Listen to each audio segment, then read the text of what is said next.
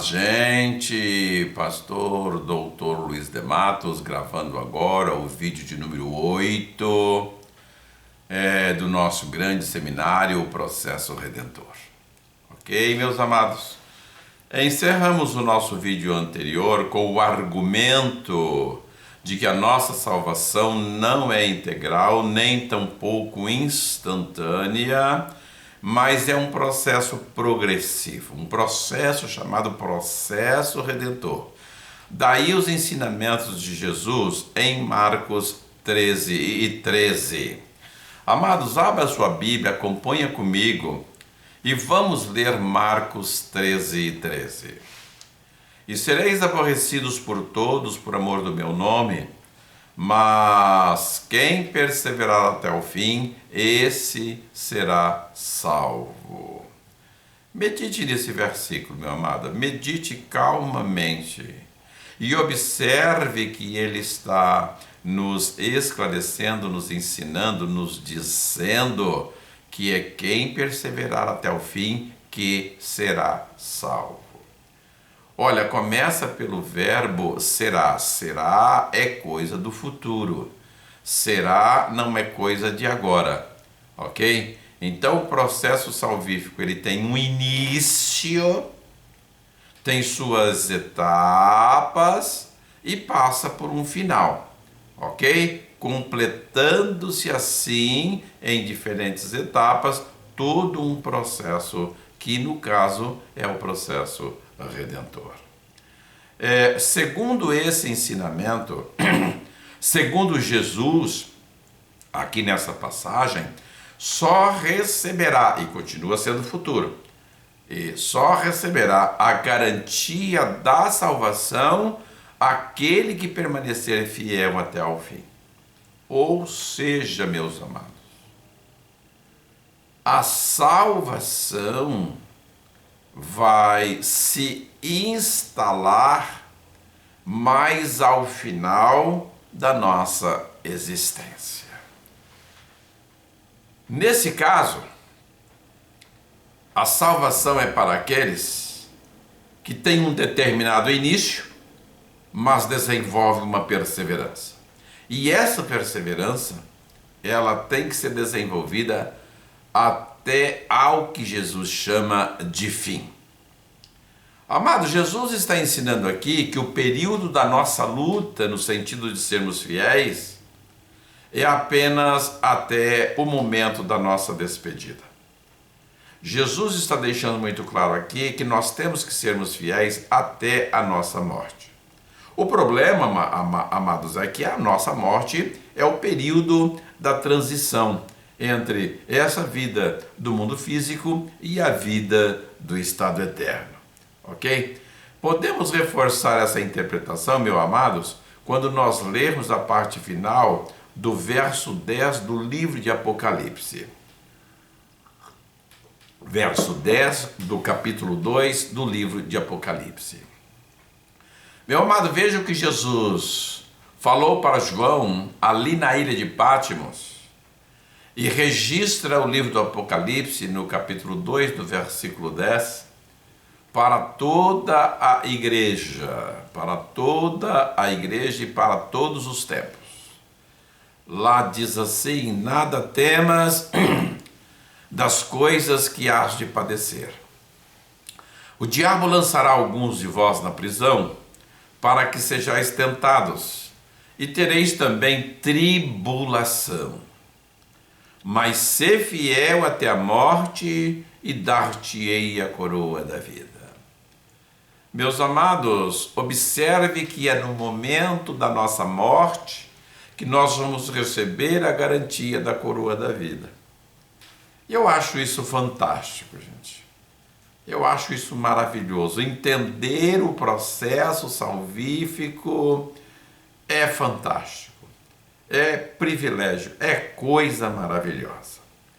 Ou seja, meus amados, é no momento da nossa morte que consolidaremos a nossa redenção. Enquanto estivermos aqui nesse mundo, enquanto estivermos aqui nessa vida, enquanto vivermos aqui nessa dimensão de matéria, A nossa redenção vai depender da nossa comunhão com Deus, do nosso relacionamento com Deus e com o nosso relacionamento em relação a Jesus Cristo, que é o nosso Salvador. Para se manter a comunhão com Jesus, meus amados, se faz necessário nos preocuparmos, e muito, com a vontade de Deus. A igreja é uma família, a família dos salvos, ok? Vamos ler Marcos 3:35, onde nós temos o esclarecimento a respeito do que eu estou dizendo. Marcos 13:35. Porquanto qualquer que fizer a vontade de Deus, esse é meu irmão, minha irmã e minha mãe. Ou seja, nós só fazemos parte da família de Jesus se nós tivermos o cuidado de praticarmos a vontade de Deus, o Pai. Certamente, amados, a alma é o primeiro elemento a ser salvo ou a ser redimido, porque é na alma que se concentra o livre-arbítrio, porque é na alma que se concentra a capacidade de escolhas, porque é a alma também onde está a fonte dos sentimentos. É bom saber quem rege o corpo físico é o cérebro, gente. O corpo físico, ele é regido pelo cérebro. Somente o cérebro é capaz de gerar movimentos do corpo, atitudes ou ações através do corpo, ok? Quando eu levanto o meu braço direito, o meu braço esquerdo, quando eu tomo a decisão de andar, de fazer alguma coisa, essa decisão é da alma. Mas ela tem que se utilizar do cérebro para que o corpo físico cumpra as suas decisões, ok? Eu quero levantar o braço, então eu exerço uma integração com o cérebro e o cérebro é que vai levantar o braço.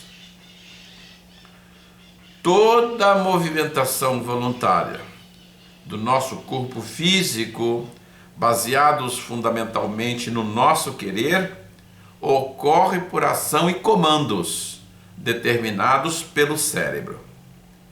Não há nenhuma movimentação em nenhum de nós se o cérebro não entrar em ação e reger o tal comportamento, ok? Todas as manifestações corpóreas, todas as atitudes do nosso corpo têm a ver com a atividade cerebral. Toda a ação desenvolvida pelo corpo que tem origem no cérebro tem que ser coordenada pela consciência, ok? E acaba sendo uma ação eventualmente controlada ou descontrolada pelo cérebro, numa manifestação eventualmente do nosso organismo. Ou seja, toda manifestação, ação e procedimentos do corpo tem que ter a regência do cérebro. Mas toda a regência do cérebro tem que ser coordenada pela alma.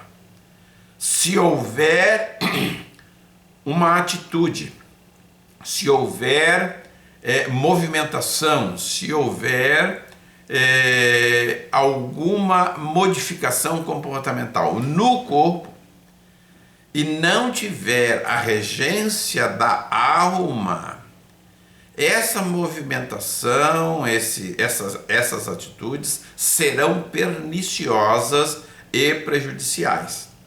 É o caso das convulsões nas epilepsias, ok, amados?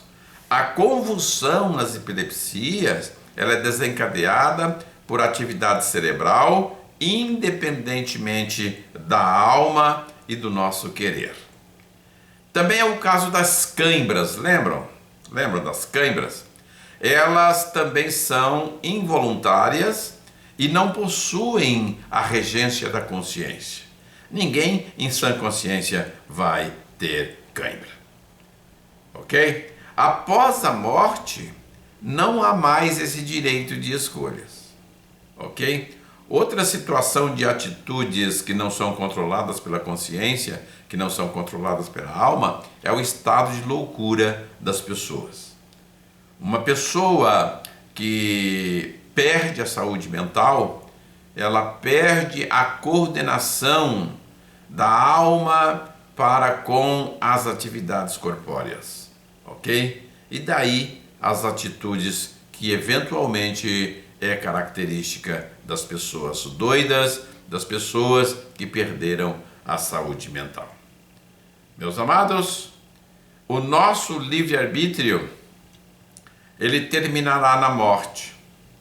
Veja Hebreus 9:27. Aos homens está ordenado morrer uma vez. Depois disso, o que vem é o juízo. Após a morte, meus amados, tudo já está determinado, tudo já está definido. E isso vai ocorrer em função das nossas atividades, das nossas atitudes, das nossas escolhas, enquanto estivermos aqui nessa vida, usufruindo do direito de escolha. Ok? Após a nossa morte, meus amados, o nosso destino estará selado. A salvação tem que ser conquistada aqui nessa vida, ok? A salvação tem que ser conquistada através da opção livre da nossa alma em abraçar o processo redentor. Porque é nesse período dessa nossa vida aqui que nós dispomos do direito de escolha. Meus amados, a salvação do espírito e a salvação do corpo vai ser uma consequência da salvação da alma. Ok? Se não houver a salvação da alma, não haverá salvação do espírito.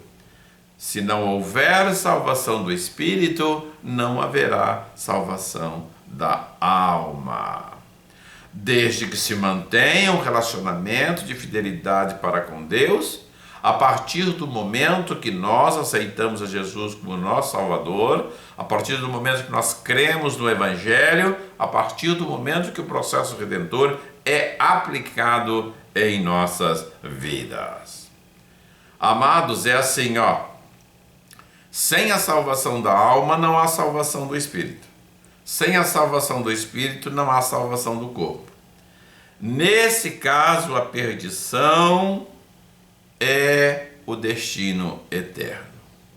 Neste caso, todos irão para o grande juízo do grande trono branco após o final de todas as dispensações. Ok? Ok. Mas quando é que ocorre a salvação da alma, meus amados? Quando é que ocorre a salvação da alma? E também, como é que se desenvolve esse processo ao longo da nossa existência? Esse é o assunto das nossas próximas reflexões. Este é o assunto dos nossos próximos vídeos. Não perca, meus amados, não perca, porque vale a pena conhecer como é que se desenvolve o processo salvífico ao longo da nossa existência. Fiquem todos na paz. Deus abençoe a todos. ok? Não perca nenhum vídeo, gente. Compartilhe os vídeos. Divulgue o nosso canal. Nos ajude a fazer esse canal um canal de bênção na vida de todos aqueles que possam dele participar. Podemos dizer amém, amados? Amém. Amém.